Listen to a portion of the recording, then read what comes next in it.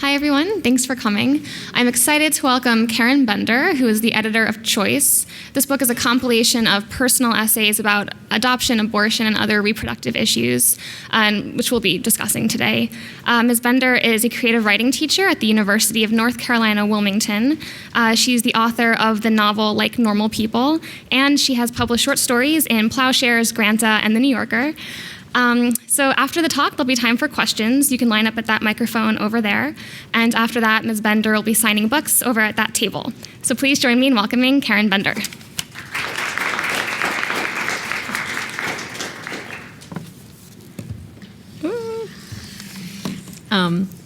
Guess I should put this down here. Thank you so much for having me to Google. I'm so excited to be here, and thank you to Megan O'Connor and Jenny Schaefer for organizing this. It's just really an honor.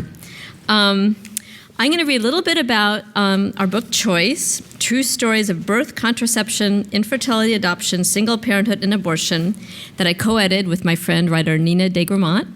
And I'm going to read a little intro about our book, and then excerpts from two of the essays, and then I'm going to read part of my own essay. And then we'll ask, I'm sure there'll be questions, we can talk. No one would listen to you if he didn't know it was his turn to talk next. That's from Edgar Watson Howe, a novelist of the 19th century. I was looking for some quotes about listening. Here's another from humorist Fran Lebowitz. The opposite of talking is not listening. The opposite of talking is waiting. We are a country that loves to talk and not so much to listen. This book is about learning to listen. My friend Nina DeGramont and I started thinking about people not listening in this country on New Year's Eve 2005. We were at a party talking about an action that seemed to convey this idea: South Dakota's proposed ban on all abortions in the state. In fact, one of the proponents of the bill, a person named Leslie Unruh, said it bluntly: "I just want abortion to end." It was an interesting comment, and the ban was one that seemed to indicate that some people in South Dakota want to stop listening. It frightened us. We live in a country where a debate on one of the most powerful and complex issues, reproductive rights, is being waged on bumper stickers and through pundits screaming at each other on talk shows. It consists of such bumper stickers as: abortion stops a beating heart, abortion, a doctor's right to make a killing, against abortion, have a vasectomy, chastity, the choice of the next generation, just say no to sex with pro-lifers. If you had an abortion, you're the mother of a dead baby. As a nation, we're used to thinking in slogans in 90-second sound bites, but the complexity of this issue makes it impossible to discuss in such sound bites. What could be another way to think about choice, which is ultimately about such enormous questions? When does life start? When is the right time to bear a child? It brings up questions about existence, freedom, sex, and religion. As writers who believe that story can be the most powerful way to reach people, we thought this topic should be explored another way, through story, personal story. What is it like, after all, to make any sort of reproductive choice? What is it really like to use birth control, to have an unplanned pregnancy, to give birth, to use a morning after pill? Are you 486? Have an abortion?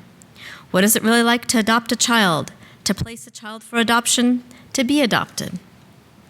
We wanted to find a different way to talk about this issue, one that might make people listen, and Nina and I decided to put together Choice. As writers and teachers of writing, we believe in this specific. We tell our students to stay away from cliches, to put down their own experience and their own unique way of experiencing our world. And that's why we thought that having women write about their own unique experience, making a choice, would be a powerful way to lift discourse on this topic. And we realized quickly that everyone has one story or another. The first excerpt I'm going to read from is from Jaquelyn Mitchard's essay called The Ballad of Bobby Joe. Jaquelyn Mitchard is a novelist with many books, one of which was an Oprah pick, The Deep End of the Ocean. And she has a very interesting situation in her essay. We had found her because we just saw in a magazine that she had 7 children, and we thought she must have some story. And the one she came up with was just one we couldn't have expected. She had been pregnant with IVF and had some frozen embryos that she told her husband to deal with, and he never got around to it. They decided that they wanted to use the frozen embryos, but need a surrogate to carry the embryos because she wasn't able to. So they found a woman named Bobby Joe who really wanted to do this, and her husband Cal was also on board with it. Everything seemed fine. And she was pregnant, and then this happened. Bobby Joe was absolutely certain that the 3-minute procedure at the clinic would change all our lives forever. And she was absolutely right. A week later, there was a clear flutter, then a little critter with arms and legs, then someone who was declaratively a boy, then the last weeks began to run down through the glass of time. That was when the roof fell in. One day, I called Bobby Joe, as I did a couple times each week. She wasn't at work. She answered at home only if I tried 4 times with increasing apprehension. "Pick up," I willed her. "Pick up, pick up." Finally, she did, and she said she'd been asleep, as her allergies were kicking up. Shocked, before I could think of a more diplomatic way to phrase it, I said, "But you're lying. Something's wrong." An ancient presentiment of alarm made me stiffen. To my shame, I was relieved when she told me the baby was fine, but that Cal had decided to divorce her. His co-workers were making fun of him as the pregnancy began to show.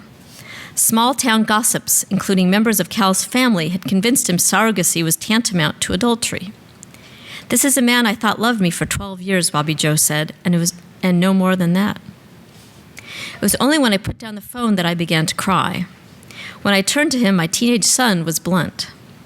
You weren't even sure you wanted this baby, Mom, and it's wrecking her life." Still, I didn't believe that the Cal I'd met, the affable giant, would actually do this thing. It was a summer storm and would pass, a natural overreaction as the moment of birth neared. I was wrong. Within weeks, Cal served Bobby Joe with documents of divorce, requesting full custody of the children. Although it was a closed proceeding, she told me later the circuit court judge admitted that he was not familiar with surrogacy, quote, "but that didn't sound like a very psychologically healthy thing for the other children," unquote. In any case, nearly 9 months along, the judge said Bobby Joe was in no shape to be a single mom. He gave Cal the house and the keys to the door. He gave Cal custody of the children. He gave Bobby Joe her half of the mortgage payment, a child support schedule, and the dog. When she phoned, we couldn't find words to encompass our distress and helpless empathy. We couldn't even pay her more than we'd agreed to pay her because Cal's lawyer was already baying about selling babies, callous Yankees who stuck contracts under poor, bewildered, innocent Cal's nose and made him lean on the hood of a truck to sign them. This is not the important thing, she told us, though coworkers had lined up for and against her. Former friends had taken to crossing the street to avoid talking to her. Her in-laws sneered at her at public gatherings, and even her government-protected village job strangely dried up after the controversy began. "You're going to have a baby. You need to concentrate on him." But subsequent hearings brought only more bad news. Cal would not, as he had agreed, sign the pre-birth order that would allow our names on the child's birth certificate. Technically, no matter what the circumstances, a woman's husband is legally the presumptive father of any child she bears. There's an electric tingle of fear in our days. Cal had not said he would claim our baby, but if the judge had ruled Bobby Joe unfit even to share custody of her own children, based only on the fact she had agreed to be a surrogate mother, what else might the judge allow? Would he forbid Bobby Joe from giving us our baby? There was no law in the matter to consult. It had not ever happened before. I'm not sure what happened. This is just a part of the essay. What happened in the essay is that Bobby Joe has the baby, and Jaquelyn Mitchard and her husband become the parents. I don't think she got custody of her children again. You might check her website, because I think she has updates on what happened in that situation. But it was one of those situations, we had no idea something like this could happen, and how one person in authority has so much power over someone's individual decision, in this case to use a surrogate, which surprised us. Another essay I'm going to read from is by Janet Mason Ellerby, who's a professor of creative writing at University of North Carolina at Wilmington, where we teach. She became pregnant as a teenager in 1964 in San Marino, California. And has something happened to her that was common for that time. I'll read you what happens. This is actually part of her own memoir called Following the Tambourine Man, which is a really amazing book I would recommend. She's, I think, 16 when I read this excerpt. It was 1964. Roe v. Wade was still 9 years in the future, and I was 3 months pregnant. Where was I that morning? In complete psychological retreat. If anyone had thought to ask me, "What do you want?" I would not have known how to answer. I watched the adults around me as they began to make important decisions for me, and I put up no resistance. I was shocked by what was happening to my body, that I had no control over it, that I was doing something monumental without my knowledge or consent. My body was not my own, perhaps it had never been. When it had escaped my parents' control, Alec, the boy who she became pregnant with, had immediately taken it up, and when he had abandoned it, a baby had claimed it. It may sound as if I'm unwilling to take responsibility for my actions, but in fact, I did not completely understand that my body was my own dominion, that I could say what did and did not happen to it. In significant ways, women were not led to believe that they owned their bodies. The state, their husbands, or their fathers did. I willingly handed my body and my future back to my parents. Their money and authority took over, and I surrendered all bids at self-control. I would not be allowed to make another decision for a long, long time. What about an abortion? My parents certainly had the means to pay for the travel and the procedure, but the hermetic life of our well-heeled suburb prevented them from knowing how one might proceed with such a plan. When I tell people who grew up in working-class neighborhoods this story, they're always amazed that no one considered that option. But there are no back alleys in San Marino, nothing illegal whatsoever. My parents' principled moral rigor would have prevented them from considering anything unlawful in the first place. The next morning, my clothes were packed and I was put in a plane for Cleveland. My aunt had agreed to care for me throughout the pregnancy. When my parents and I said goodbye at the terminal gate at LAX, my mother's anger helped her avoid any signs of grief or reservation, but my father seemed defeated, unsure. I had never seen this tall, confident, controlled man in any kind of emotional distress, but there he was, noticeably stooped, weeping.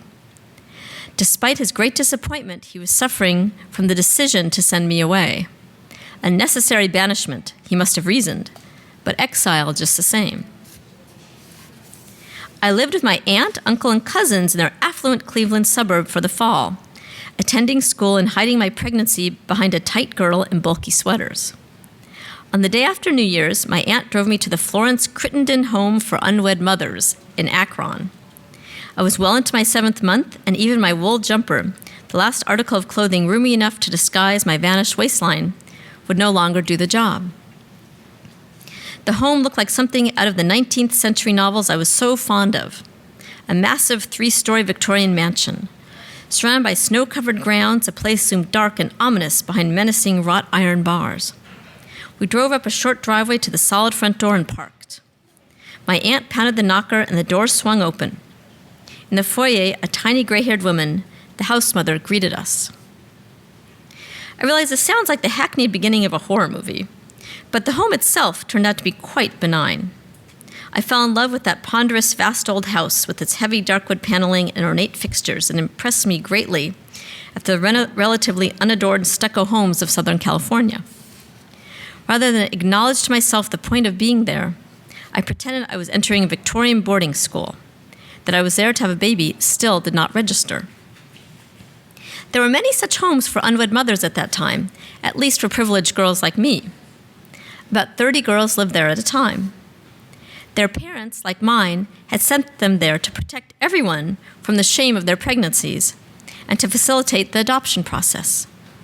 It was a rule that every girl who came to live at Florence Crittenden would, without question, quote-unquote, give up her baby for adoption. For the girls at Florence Crittenden, this was a secret time, a shameful present that would become a forgotten past. We thought if we obeyed the rules, do not disclose your real name, keep up with your schoolwork, gain no more than 20 pounds, do not tell your baby's father actual whereabouts, rub your belly with cocoa butter to avoid unsightly stretch marks, we would emerge untarnished and free. We believed in the rituals and wisdom of the adult world. If we followed these elaborate procedures, surely our salvation was around the corner. My aunt took care of the arrangements for the adoption and my medical care. Although all of the girls at Florence Crittenden were required to attend a 1-hour class to prepare for childbirth, I still could hardly believe I was pregnant with a baby. My aunt encouraged me to think of my condition as a temporary setback, like a badly broken leg or a serious appendicitis attack. When I did think of giving birth, I pictured myself asleep, since my doctor planned to sedate me as heavily as was safe. I never actually talked about the baby itself. My aunt must have believed that avoiding that reality, I would continue to discount the baby's actual presence in the world. It was common practice at the time that unwed mothers never see the baby or even know its gender. That was a plan for me. I would have no recollection of the birth or the baby. It would be removed and then whisked out of the room and out of my life. My trespasses would be forgiven, the secret would be ensconced, and I would return to life as a junior in high school. It was a nice way to anticipate the event, but as often happens, these plans would go terribly wrong. So this is just an incredible essay I would recommend reading. So she has a baby and then doesn't really realize she had the right to refuse to give it to someone else, and she then really wants the baby. And then for years she doesn't realize that she can find her, and then actually I think one of her children helps find the child, and then now they're actually integrated into her own family. But it's a really powerful book. Now I'll read a little bit of my essay, which is called Accidents, A Family History of Choice. My father was conceived by accident, the sixth child, 4 living, in his family in Eureka, South Dakota in 1931. At the time, his siblings were 17, 15, 10, and 4 years old. They were the only Jews in the town of Eureka, drawn there by the Homestead Act by cousins who had settled in North Dakota a few years before. It was a bad time to get pregnant. My father now tells me about the world that existed before he was in it. His father's mother, who was living with them, had just become ill. His oldest sister would be going off to college out of state, which was another expense. The stock market had plummeted almost 75% since 1929. When my grandmother discovered she was pregnant with my father, she, in a fit of panic, jumped down some stairs. I always hated the fact that my father knew this story. Perhaps my relatives were thoughtless in passing it around, or perhaps they were awed by this piece of information. I personally found it thrilling at first to hear this action, this behavior by a grandmother who had died when I was very young, who was described otherwise as very nice. What was going through her mind? Did anyone see? Did she get hurt? What did this action have to do with my father, the man who was my father here? It was the most complex thing I ever heard about her. It was also the only action that made my grandmother seem human to me. What had happened, I asked him. They thought the family was complete, my father said. They were worried about money. After she jumped down the stairs, my grandmother had gone to the family doctor, a Dr. Gertis. Had she been taken there? Had she gone there secretly herself? I tried to imagine my grandmother hurrying in January across a small frozen town that called itself optimistically Eureka. I don't know if she actually had options, if her only strategy for ending a pregnancy was to try to give her body a little jolt. I don't know if her action was a frantic attempt to get reassurance, or if she intended to try again with more determination. We must all have these peculiar moments in our ancestries, either our parents or grandparents or beyond, in which a woman knew that life was flickering inside of her and thought, no. My grandmother told him that she was unhappy. The doctor, said my father, spoke kindly to her. He said, this is going to work out. She would have a great kid. She said she felt much better, and she decided to go ahead. Thus my father was born, and then 32 years later, me. We are all spectacular accidents. Our existence depends on so many factors colliding at once. Our parents have to meet one way or another. We are the unique combinations of particular sperm and egg. The eggs have to evolve to zygote, to frog-like creature to human. The pregnancy has come to term, and then we are born. At that moment, my grandmother decided to go ahead and have my father. If I had been my grandmother's friend then, seen her with 4 children, about 39 years old, anxious about money, an ill mother-in-law, I would have told her, forget it, stop the pregnancy. And then my father, and I, of course, would not have been born. The idea makes my head spin. It is an accident that I'm here, that I myself would have stopped. I have the brash confidence of the living. I am me. Who else could I have been? Or could I have been nothing? Sometimes, right before my period, I have dreams of babies being washed away. I wake up strangely, deeply sad. That, too, is in a sense a loss, one that is part of life, of the cycle of being a woman. Trillions of people exist, half-formed in women's bodies. Most are never completed, made. Millions are conceived and by miscarriage, abortion, do not arrive at their lives on earth. It is an accident of one form or another that we are all here. Then I think, am I rationalizing? If my grandmother had decided to have an abortion, my father would be gone. And what would it have been to have lost out on the chance of being myself? She had my father and loved him fully, so he always spoke of her with great tenderness. Loved him, so he listened when she told him this story. She was lucky. My own path to having children was slow and at first non-existent. I wanted to find someone whom I would love and who would love me. This was not, sadly, a linear process. It was characterized by its own accidents, idiocies, failures of judgment, misplaced hopes. When I was in graduate school in Iowa, I was dating a man, and we had a birth control accident. A condom fell off. I didn't think there was an actual danger that I was pregnant, but I'd heard of Plan B, the morning after pill. I wanted to make sure that I was not. I was in my mid-20s. I was not married. I pieced together an income as an absurdly low-paid adjunct instructor so I could try to write a novel. I could barely support myself. I was not fit to be a mother of any child. So that morning, I set off with a friend of mine to the local women's clinic. It was a small, dingy office with dim fluorescent lights overhead and dark wood paneling. I sat in a plastic chair and waited. I was the first client of the day. It was just 9 a.m. The doctor invited me to sit in the hallway of the clinic.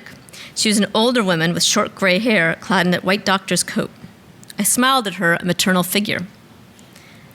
I explained to her I'd had a birth control accident. I wanted to get the morning after pill to make sure I did not get pregnant. What kind of birth control did you use, she asked. A condom, I told her. You should be using more than one method, she said. Is that all you've been using? Yes, I said. So you could be pregnant now, she said.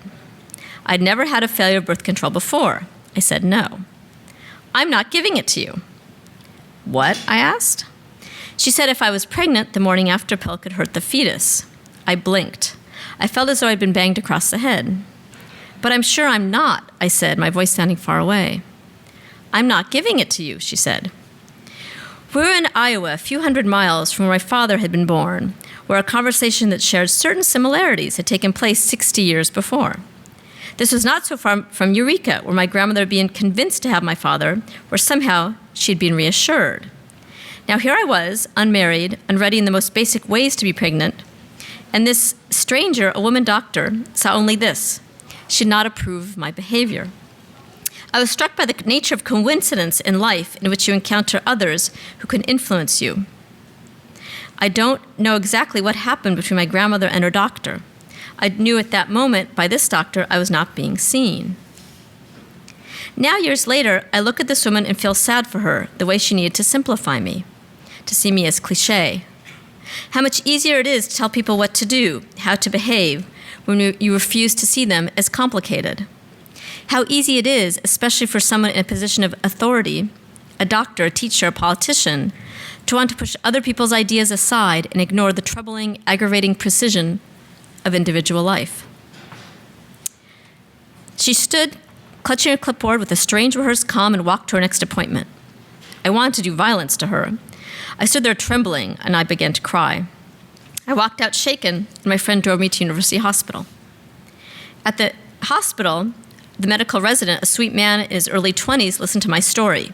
He said, "Sure." I loved that second doctor, how he trusted my story, how he understood what I needed and did the simple act. Give the morning after pill to me.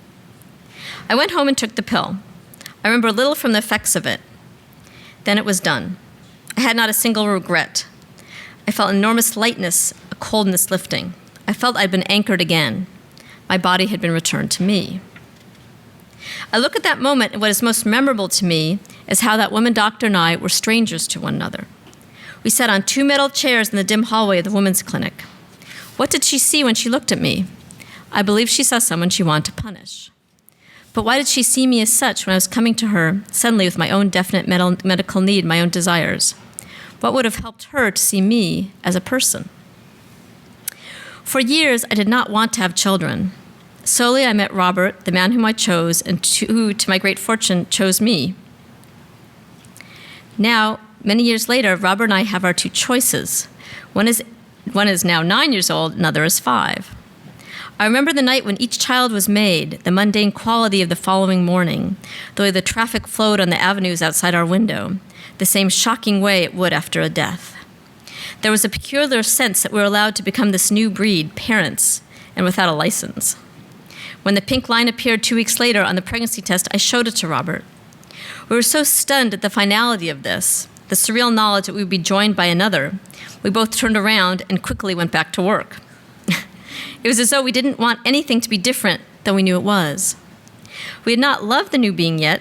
The child's entrance still felt like a bombardment, though we wanted the person who would be born in 9 months. It was a startling new feeling, this wanting, utterly different from anything I'd felt before. It was quieter, a readiness. The wanting was there because we were different, because in some mysterious part of ourselves, we were ready. Our love for our child truly began later with a startling and immense violence when Robert and I first held Jonah. After his birth, I held my arms out tentatively, trying to appear to be a mother. The doctor placed him in my arms. Jonah was newborn, damp, wiry, animal. We looked at each other. He seemed to recognize me in some mysterious primal way. He was guessing that I was his mother as I was guessing that he was my son. The tenderness of the shared yearning, the beauty of the presence of his tiny feet and hands and arms made me suddenly, desperately grip him. He was here, he was ours, we were his. We were forever changed. We were parents. I did not want to ever let him go. I remember my astonishment at my children's relentless belief in their right to be in the world, at the furious way they run across playgrounds, at their belief that history is started with them. They find it amusing, the photos of their parents when we were younger, when their mother and father were hilariously children. It is a secret among parents that we remember the world before them. I stand at the park watching the children streak across the grass, each one an accident of some sort, even if they were planned. I am an accident, but so are you. We're accidents of timing, of love, of yearning. We're accidents of parents who did not know if they wanted us, of parents who did. We're here in the year 2008 in this planet, our feet clinging to the surface of the earth. We are temporary, we are mysterious. We are at the first dark flickering of our lives, so unknown, it is impossible to legislate about us. I watch the children in the park. I think of the precise mystery of each person on this planet, how every person is brave in some ways and not others. The sun burns down in the park. The children run. Thank you.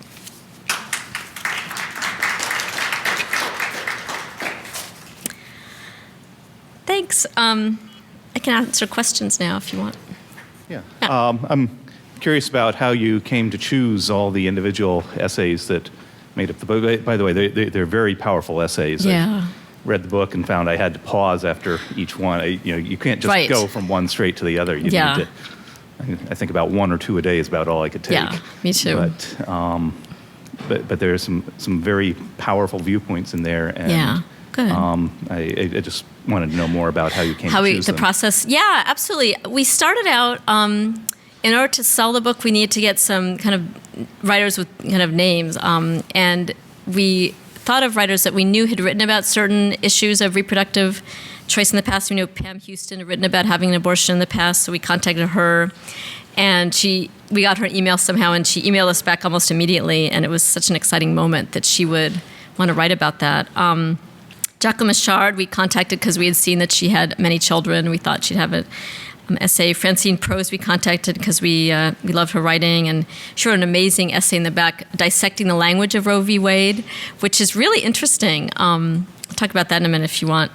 And then, so we kind of started out with that, and then we just kind of opened our eyes, and at UNCW, where we have a creative writing program, there were a lot of people who had really interesting stories. We had a grad student, Kimi Faxon Hemingway, who had a really harrowing experience with RU486, and she's pro-choice, but it was a really difficult experience, and she wrote a really complicated, beautiful essay about that. And Stephanie Anderson is another UNCW student who wrote about also placing his child for adoption when she was in high school, later than Janet Ellerby.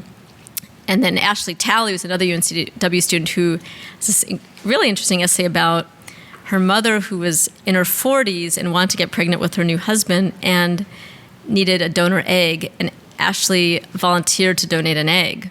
And it didn't work, but it was a really interesting story about that choice. So we did that, and then we just kind of put out words for specific essays. We knew we wanted essays on certain issues. We really needed someone to write about a later term abortion. We found an amazing writer named Susan Ito who wrote about that experience. We needed an essay by someone who was told to have an abortion, decided not to, and had a baby that had could have had genetic problems, I think is okay. So it was really just kind of trying to get as many viewpoints as we could. Yeah. Hi. Thanks for being here. Oh, thanks. I want to thank you for using the word complicated several times. Yeah. I am adamantly pro-choice, and I still feel the issue is complicated. Yeah. And even if I don't think a newly conceived fetus is zygote is a human being, doesn't mean I think it's nothing. Right. Right. And when I read feminist blogs, which I do quite a lot, I feel like I'm not allowed to think that Right. One step in that direction is giving in to the enemy. So I was wondering about what kind of response you've gotten from feminists, from women, from pro-choice people who think that it may almost be dangerous to talk about these feelings. Right.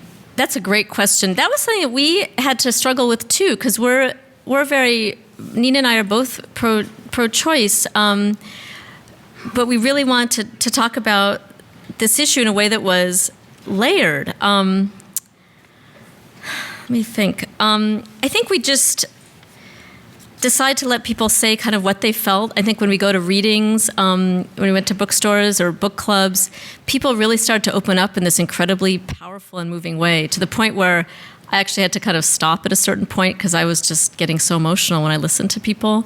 And I think the idea is honesty is, as writers, we just feel honesty is a bond. And our idea with the book is that it should show this, that the issue is complicated, but the government shouldn't have a hand in it. I think that's our ultimate sort of idea behind it, is that through literature, through writing that's very specific and very honest, we show the power of individual experience and how, to have outside forces telling you what to do in the situation felt wrong to us. So I think that was sort of our idea. We have gotten responses mostly from pro-choice people.